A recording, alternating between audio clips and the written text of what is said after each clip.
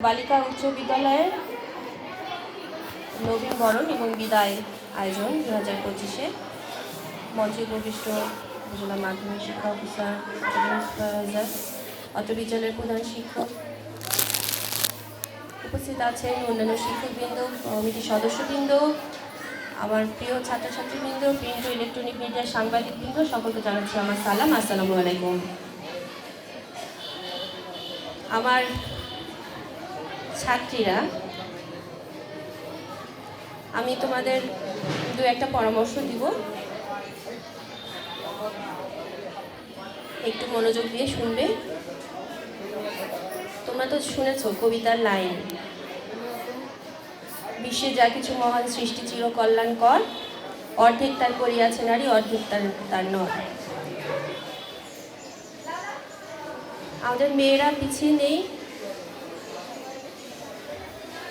বালিকা বিদ্যালয়ে তোমরা যারা আছো, পরিশ্রম করতে হবে। পরিশ্রমের কোনো বিকল্প নাই, পরিশ্রম করতে হবে। পরিশ্রম তোমার সাথে কখনো বেইমানি করবে না। তুমি যা কিছু করো না কেন, তুমি যাই চাও না কেন, সেটা তোমাকে অর্জন করে নিতে হবে। কোনো কিছু এমনি এমনি আসে না, কোনো কিছু ফ্রিতে আসে না। আর যেটা এমনি এমনি পাওয়া যায় সেটার মধ্যে কিছু ভেজাল থাকে, এটা মনে রাখতে হবে। হ্যাঁ, তা আমি চাইবো যে আমার মেয়েরা তোমরা নিয়মিত লেখাপড়া করবে। প্রতিদিন পড়তে হবে, প্রতিদিন কোনো না কোনো বই পড়তে হবে। এমন না তোমাকে জিপিএ 5 পাওয়া লাগবে, এমন কোনো বিষয় নাই, কিন্তু জ্ঞান অর্জন করতে হবে। জ্ঞান অর্জন করলে হবে কি, তুমি ভালোকে চিনবে, মন্দকে চিনবে। ভালো আর মন্দের ভেদাভেদ যখন তুমি করতে পারবে, তখন তুমি সঠিক পথ যে কোনটা এটা তুমি বেছে নিতে পারবে। এটাই জ্ঞানের প্রকৃত উদ্দেশ্য, ভালো মন্দের ভেদাভেদ করতে শেখা এবং ভালোটাকে গ্রহণ করা, খারাপটাকে বর্জন করা। যারা এসএসসি পরীক্ষার্থী দিবে তাদের নিয়মিত লেখাপড়া করতে হবে। কেউ যদি স্বপ্ন দেখে থাকো বড় কিছু হবে, ভালো কিছু হবে, ভালো মানুষ হবে, দেশের জন্য সেবা করবে, দেশ সেবা তো করতে চাও সবাই নাকি?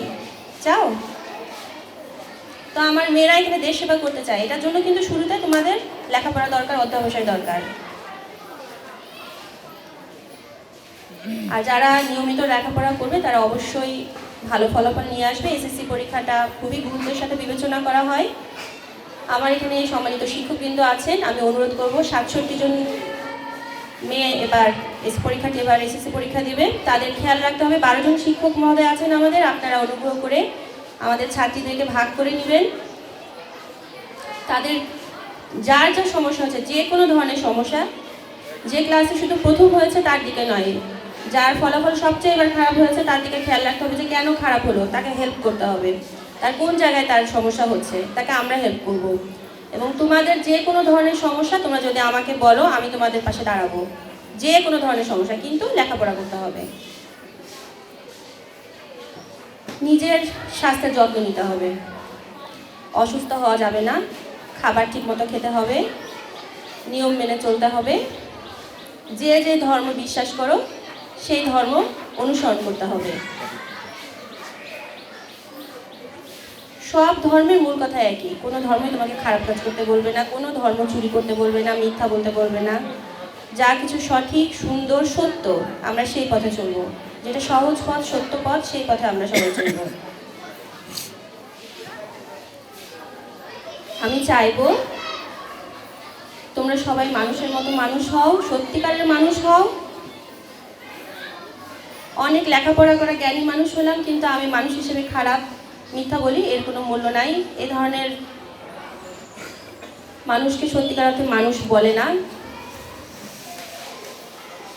তোমরা সবাই ভালো মানুষ হবে, দেশের জন্য কাজ করবে, এবং তার জন্য তোমাদের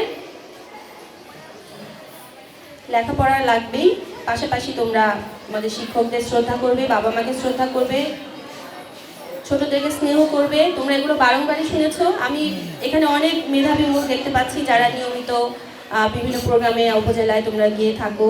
অনেকে গান করো, অনেকে নাচ করো, অনেকে ছবি আঁকো। তোমরা যে যা করতে পছন্দ করো সেটা নিয়মিত চর্চা করবে। সবাই ডাক্তার হবে, ইঞ্জিনিয়ার হবে, এমন বিষয় না। যে যে পেশাকে ভালোবাসবে সেটাই ভালোভাবে করতে হবে।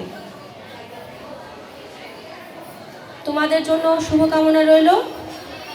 আমি আশা করছি যে তোমরা যে সময়টুকু আছে এই সময়টুকু কাজে লাগাবে, এবং আমি বলছি আমি কিন্তু তোমাদের খোঁজ খবর নিব তোমাদের শিক্ষকদের কাছ থেকে, যে তোমরা ঠিক মতো লেখাপড়া করছো কিনা, এবং আমি মাঝে মাঝে তোমাদের দেখতেও যাব। আর যারা নতুন ভর্তি হয়েছো তাদের জন্য শুভকামনা রইল। নতুন ক্লাস, নতুন জীবন, প্রাথমিকের গণ্ডি বেরিয়ে মাধ্যমিকে আসবে। আশা করছি আমার নবীন যারা আছো, তোমরা সবাই নবীন, ওরা একটু বেশি, তাদের জন্য শুভকামনা রইল। সবাই তোমরা ভালো থাকো, সুস্থ থাকো, মন দিয়ে লেখাপড়া করো, ভালো থেকো। ধন্যবাদ।